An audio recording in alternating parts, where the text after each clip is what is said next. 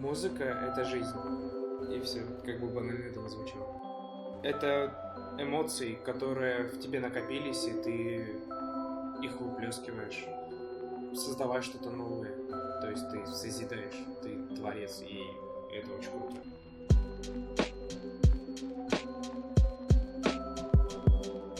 Вообще, музыка, она не только внутри нас, но она и вокруг нас. И чтобы ее поймать, я использую рекордер.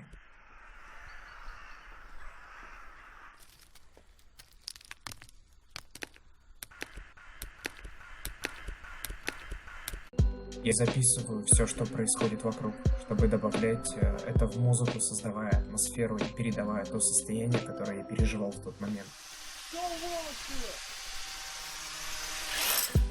Вся современная музыка — это как пазл. И каждый жанр, каждые фишки, каждая особенность и каждое звучание — это деталька пазла, деталька лего. Ты можешь брать все эти детали и соединять во что-то новое. Я занимаюсь битбоксом 6 или 7 лет где-то. Для меня битбокс — это слова, которые ты можешь сказать музыкой сразу.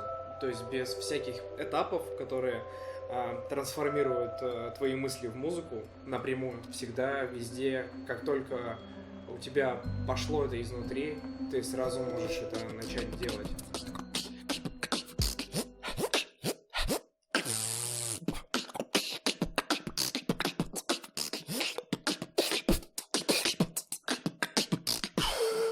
Я не склоняюсь к конкретному жанру.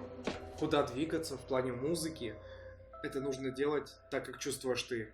А я всегда делал так, как чувствую я.